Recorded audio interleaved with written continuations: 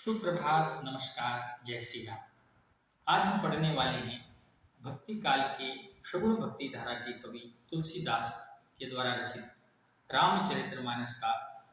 लंका कांड, लक्ष्मण मूर्छा और राम विलाप को हम अभी पढ़ने वाले हैं। तो हम अभी देख रहे हैं, इसमें पहले हम ये अभी समझेंगे कि कौन, क्या, कहाँ और क्या कैसी स्थितियां हैं। तो हम अभी देख रहे हैं कि श्री राम भगवान जो है वो सीता मैया की खोज के अंदर समुद्र को पार करके श्रीलंका गए हुए हैं। तो वो पूरी सारी सेना के साथ में वहां पर श्रीलंका के अंदर गए हुए हैं और राम भगवान ने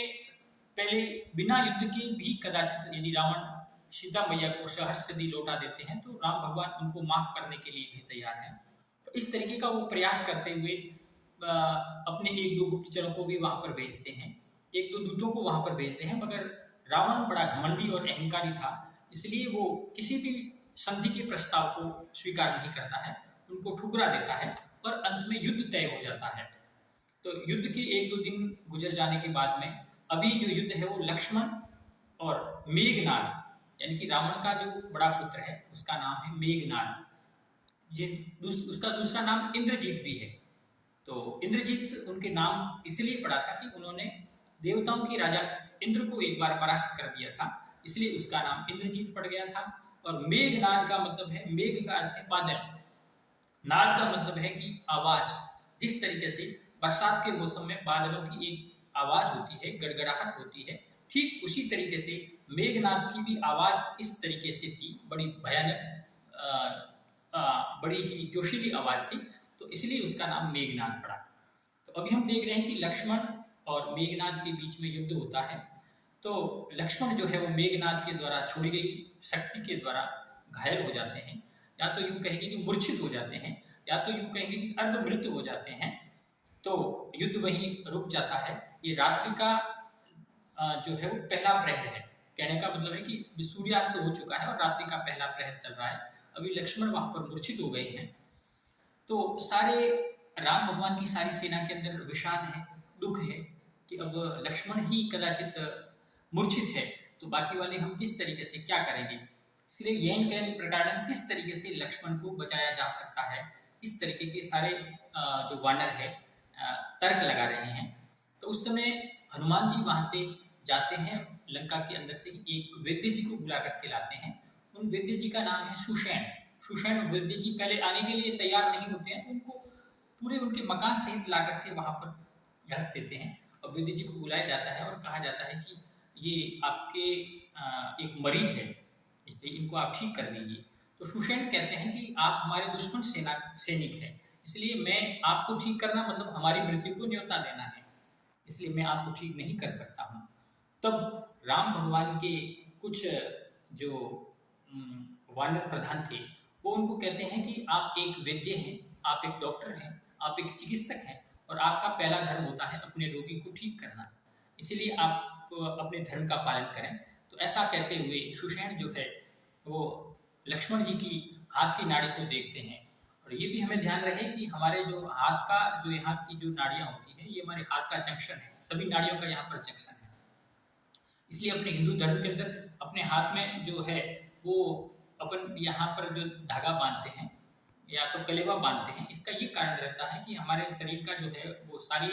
धमनियों का, सारी नाड़ियों का संतुलन बना रहे। तो इसी तरीके से डॉक्टर ने भी, यानी कि उन सुषैण वैद्य ने भी उनके हाथ की नाड़ियों को देखा और परखा कि अभी तक बिल्कुल कम सी नाड़ी, जो केवल एक श्वास की नाड़ी है, वो चल रही है। तब सुषैण उदास हो जाते हैं, हताश हो जाते हैं, निराश हो जाते हैं कि अब कुछ होने वाला नहीं है। तो ऐसी स्थितियां देख करके वानर सैनिक और श्री राम भी पूछते हैं कि क्या इनका कोई उपाय है। तब वैद्य जी कहते हैं कि निराश होकर के कि हाँ, इनका उपाय तो है मगर असंभव है। तब हनुमान जी वहां पास में खड़े थे और उनको बड़ा उत्साह आ गया। उन्होंने बड़े जोश में कहा कि आप यदि कोई कदाचित दवाई है तो उसका आप बता दीजिए, असंभव हमारे लिए कुछ भी नहीं है। इस पाताल में या आकाश में या स्वर्ग में, धरती पर, कहीं पर भी कोई भी चीज होगी तो हम उसको अवश्य ही लेकर के आ जाएंगे, आप उसका हमें बताइए कि क्या इसका उपाय क्या है। तब वैद्य जी ने अनमने मन से कहा कि इसका एक उपाय संजीवनी बूटी है, जो यहाँ से हिमालय पर्वत का भी एक विशेष उन्होंने बताया कि भाई उस क्षेत्र के अंदर एक संजीवनी बूटी जो पाई जाती है वो अपने आप के अंदर ही प्रकाशमान है। यदि उसको कोई सूर्योदय से पहले ही यहाँ पर ला करके इस लक्ष्मण को यदि पिला दी जाती है तो वो जीवित हो सकते हैं। इतना सुनते ही हनुमान जी ने श्री राम जी की चरणों की आज्ञा लेकर के वहां से प्रस्थान कर गए। बाकी वाले वानर कुछ योजना बना रहे थे कि किस तरीके से जाया जाता है, कौन जाएगा, कौन किस तरीके से। तो बाद में पता चलता है कि हनुमान जी वहां से उन्होंने अपनी उड़ान भरना चालू कर दी और उन्होंने अपनी उड़ान भर ली। तो वो श्रीलंका से अब हिमालय की तरफ उड़ते हैं। तो तकरीबन हम ये देखते हैं कि 3000 से 3300 किलोमीटर की वो दूरी रही होगी। तो उन्होंने श्रीलंका से तमिलनाडु, आंध्र प्रदेश, जो वर्तमान का है छत्तीसगढ़, मध्य प्रदेश, उत्तर प्रदेश होते हुए हिमालय पर्वत पर जब पहुंच जाते हैं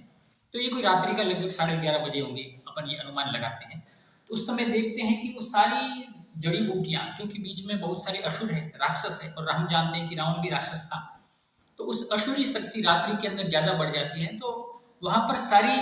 औषधियां हैं वो जगमगा रही है। अब हनुमान जी वहां पर कंफ्यूजिंग हो गई कि कौन सी दवाई है, संजीवनी बूटी इनमें से कौन सी है, इसलिए वो समझ नहीं पा रहे थे और चिंता भी कर रहे थे कि कहीं सूर्योदय ना हो जाए। और उनको ये भी पता था कि सूर्यवंशी का सूर्योदय से पहले ही कहीं अस्त न हो जाए, इसीलिए मुझे सूर्योदय से पहले ही वहां पर संजीवनी बूटी लेकर के जाना है। तो उन्होंने आनंद फानंद के अंदर सारा पहाड़ को ही उठा करके वहां से हनुमान जी का जयकारा लगा करके वहां से उड़ान भरना वापस चालू कर दी है। और जैसे ही हमको जब पता, हम देखते हैं कि श्रीलंका से लगभग नेपाल के काठमांडू की तरफ जब आते हैं तो बीच में अयोध्या भी पड़ता है। तो हनुमान जी वहां से उठ करके आ रहे थे, संजीवनी बूटी वाला पहाड़ लेकर के आ रहे थे। तो उनको पता नहीं रहा, जल्दबाजी के अंदर वो वापस श्रीलंका आना चाह रहे थे। बीच में अयोध्या पड़ती है जो श्री राम की जन्मभूमि है। तो उनको बिना प्रणाम किए हुए ही आगे बढ़ रहे थे। तब वहां रात्रि को पहरा दे रहे थे श्री राम के भाई भरत। भरत को लगा कि भाई हमारे यहाँ से ऊपर से कौन जा रहा है, जो श्री राम को बिना प्रणाम किए हुए, अर्थ है कि बिना अनुमति के लिए हुए जा रहा है। तो भरत जी का एक बाण हनुमान जी को लग गया और हनुमान जी के जैसे ही पैर में बाण लगता है तो वो जय श्री राम करते हुए नीचे गिर जाते हैं। तब भरत को बड़ा अफसोस होता है, वो चिंतित होते हैं, अरे ये तो कोई हमारा ही भक्त है। इसलिए 10-12 सेवक उनके साथ में जाकर के उनको देखते हैं कि भाई कौन है, कैसे क्या है। तो हनुमान जी ने अपना परिचय किया कि मैं अंजनी का पुत्र हनुमान श्री राम जी का दूत सेवक हूँ। श्री राम जी के छोटे भाई लक्ष्मण मूर्छित हो गए हैं, इसलिए मैं संजीवनी बूटी ले जा रहा हूँ। इतना सुनते ही भरत जी बड़े इस तरीके से हो जाते हैं, बड़े उदास, बड़े विह्वल हो जाते हैं। उनको कहते हैं कि प्रणाम प्रणाम, मुझे माफ कर दीजिए, आप हमारे ही काम के लिए जा रहे थे मगर मुझे पता नहीं था, और आप कदाचित मेरे बाण पे बैठ जाइए, मैं आपको चंद एक चुटकियों के अंदर ही वहां पर श्री राम के चरणों में पहुंचा देता हूँ। इतना सुनते ही हनुमान जी को फिर से एक उत्साह हो गया, फिर से एक जोश दिख गया, और भरत के प्रति एक अनुनय विनय प्रेम जो जगह है। तो हम देखते हैं कि वो अब किस तरीके से, अभी इस अध्याय में हम देखेंगे कि अब ये प्रस्तावना ये है कि हनुमान जी वहां पर है, भरत अब बाण लेकर के तैयार खड़े हैं कि आप मेरे बाण पे बैठ जाइए, मैं चुटकी बजाते ही आपको श्रीलंका पहुंचा दूंगा। तब ऐसी स्थिति में अब क्या भरत बोलते हैं और क्या हनुमान जी का संवाद होता है, इसको हम अभी पढ़ेंगे। तो अभी हम तुलसीदास के द्वारा रचित यहाँ पर दोहा पढ़ रहे हैं कि तव प्रताप उर राखी प्रभु, जे हौ नाथ तुरंत, असी कही आय सुपाई पद, बंदे चले हनुमंत। भरत बाहुबल शील गुण, प्रभु पद प्रीति अपार, मन महु जात सराहत, पुनि पुनि पवन कुमार। इस दोहे का हम अर्थ करेंगे कि तब प्रताप, अब जैसे भरत जी ने ये कहा था कि आप मेरे बाण के ऊपर बैठ जाइए, मैं चंद ही मिनट के अंदर आपको वहां पर पहुंचा दूंगा, तब हनुमान जी को उत्साह जग जाता है और भरत के प्रति जो उनके भाव है वो इस दोहे के अंदर कहा है। अब हनुमान जी के मन के अंदर विचार आए हैं जो बोल रहे हैं कि तब यानी कि आपका, प्रताप यानी कि शौर्य पराक्रम, उष्मा तेज, पुर यानी कि हृदय, राखी का अर्थ है धर करके या रख करके, प्रभु का अर्थ है हे स्वामी, जे हूं का अर्थ है जाऊंगा, नाथ का अर्थ है स्वामी, तुरंत का अर्थ है शीघ्र ही, हे प्रभु आपके प्रताप, आपके शौर्य का, बल का, पराक्रम का मैं अपने हृदय के अंदर रख करके आपके आशीर्वाद से मैं तुरंत ही अपने ही बल से जाना चाहता हूँ, क्योंकि भगवान श्री राम का काम है, इसलिए मैं ये चाहता हूँ कि वो मेरे ही द्वारा संपादित हो, तो ये मेरी इच्छा है। अस कही आयसु पाई पद, ऐसा कह करके, आयशु का अर्थ है आशीर्वाद, पाई का अर्थ है प्राप्त करके, पद बंदे ही चले हनुमंत, हनुमान जी ने भरत के चरण स्पर्श किए और वहां से प्रस्थान करने की आज्ञा प्राप्त की। अब वो वहां से उड़ान भरते हैं, वापस आते हैं और रास्ते के अंदर विचार कर रहे हैं कि जितने अच्छे राम हैं उतने ही अच्छे भरत भी है। भरत भरत बाहुबल शील गुण, भरत के बाहुबल से, उनकी शक्ति को, उनके भुजाओं के बल को, और बल के साथ साथ में शील का अर्थ है शालीनता को, भरत बाहुबल शील गुण, प्रभु पद प्रीति अपार, और प्रभु यानी कि श्री राम के पद यानी कि चरणों की प्रीति का अर्थ है प्रेम, भगवान श्री राम के प्रति उनके कितना प्रेम है, अपार का अर्थ है जिसका कोई पार नहीं है, अपार प्रेम है। उस मन बहु जात सराहत, उसमें ही मन में सराहना करते हुए अब हनुमान जी जो है वो अयोध्या से लेकर के श्रीलंका के बीच में उन्होंने लगभग कोई 3-3.5 घंटे का जो समय था वो बीच बीच में यही सराहना करते हुए मन ही मन में, कोई और तो व्यक्ति था नहीं, इसलिए अपने मन के द्वारा मन ही मन में उनकी भगवान भरत जी की सराहना करते हुए श्रीलंका के अंदर जैसे ही पहुंचते हैं तो वहां का ये दृश्य हमें याद रहे कि वहां अभी करुण रस, सारे लोग उदास है, अपन लोग भी सुनने वाले भी अब उदास मुद्रा में, क्योंकि लक्ष्मण श्री राम के घुटनों के ऊपर अभी सोए हुए, उनकी गोद में सोए हुए मूर्छित अवस्था में है। सारे वानर, बाली, ये अंगद है, सुग्रीव है, बड़े बड़े और भी कुछ नल नील वगैरह जो भी वानर है वो बड़े उदास मुद्रा के अंदर बैठे हुए, क्योंकि उनको पता था कि सूर्योदय से पहले हिमालय पर्वत से यहाँ संजीवनी लाना कदाचित असंभव है।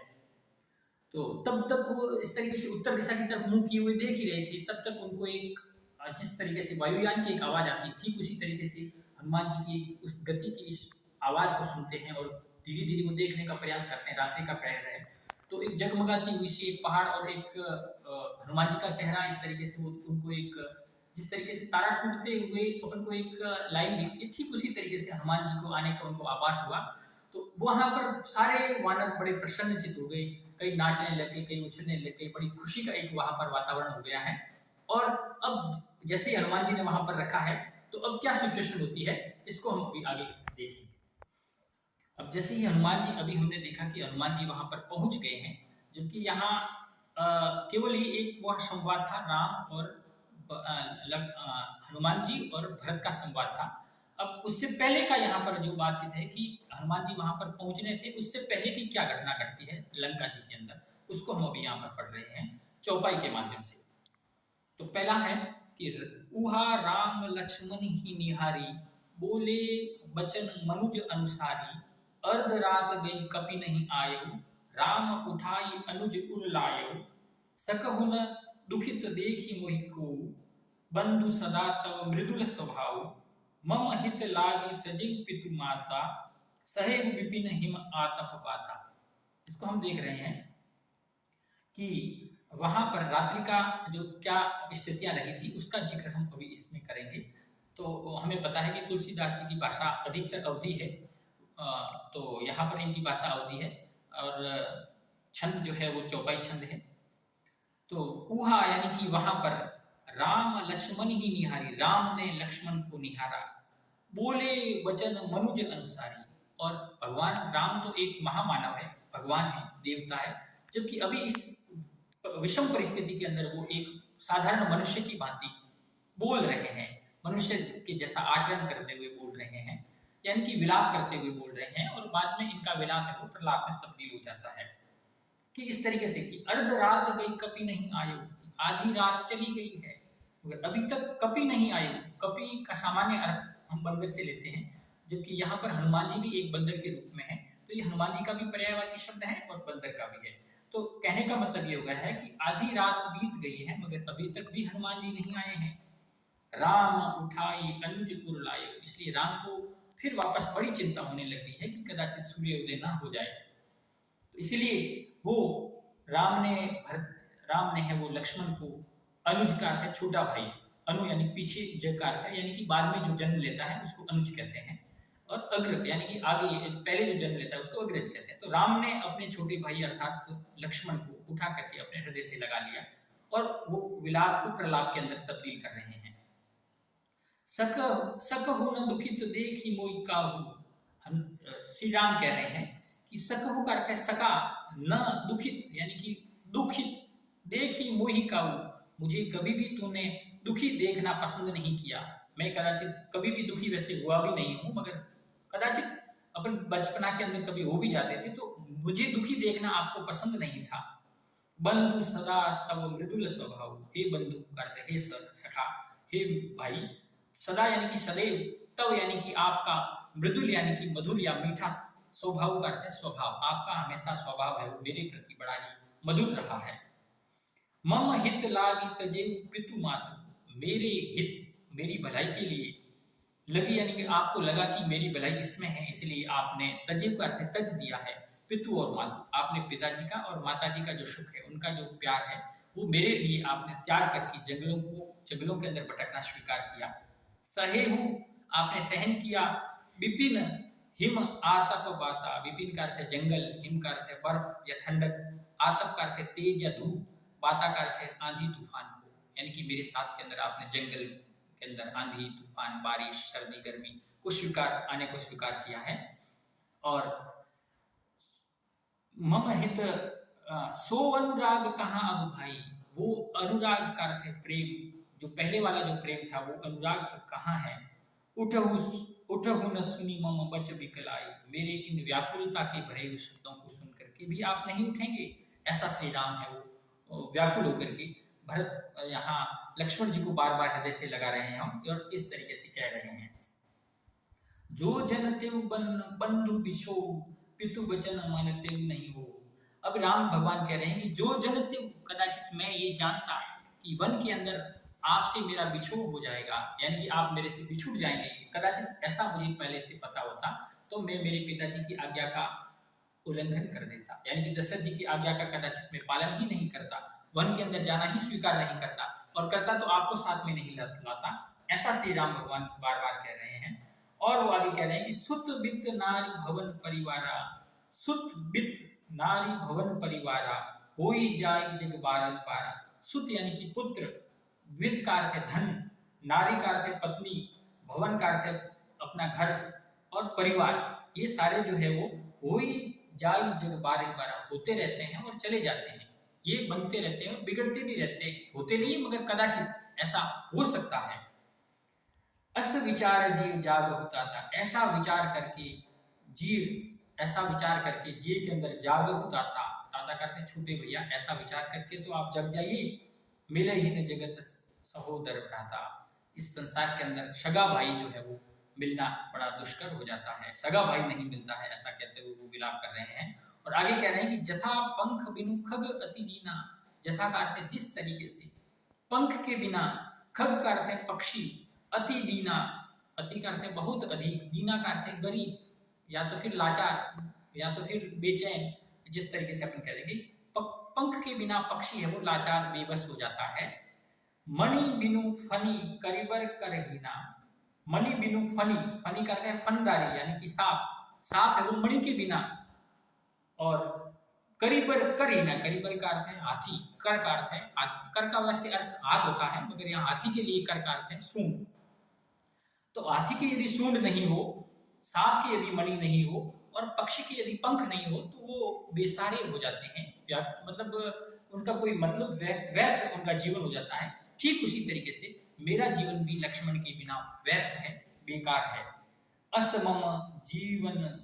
बंधु बिन तोई, ऐसा ही मेरा जीवन भी बंधु यानी कि हे लक्ष्मण, तेरे बगैर मेरा जीवन भी इसी तरीके से हो गया है। जो जड़ देव जीवावे मोई, यदि कोई भी देवता मुझे इस तरीके से जीवन आगे मैं जीना भी नहीं चाहता हूँ, मगर यदि मुझे जीवन जिलाएंगे भी तो भी मेरा जीवन है वो व्यर्थ हो जाएगा, बेकार हो जाएगा। इस तरीके से राम भगवान है वो अभी व्याकुल है, विलाप कर रहे हैं। तब तक हनुमान जी वहां पर आ जाते हैं और ऐसी व्याकुलता के अंदर हम देखते हैं कि सारे वानर है वो बड़े निराश है, उदास है, और जब ऐसी स्थिति के अंदर हनुमान जी वहां से आ रहे होते हैं तो उनकी खुशियां है वो अपार बड़ी खुशी के अंदर तब्दील हो जाती है। और आगे की बात को हम आगे वाले विषय में, अध्याय में हम देखेंगे। तो आज तक इतना ही। जय श्री राम, नमस्कार, वंदे मातरम।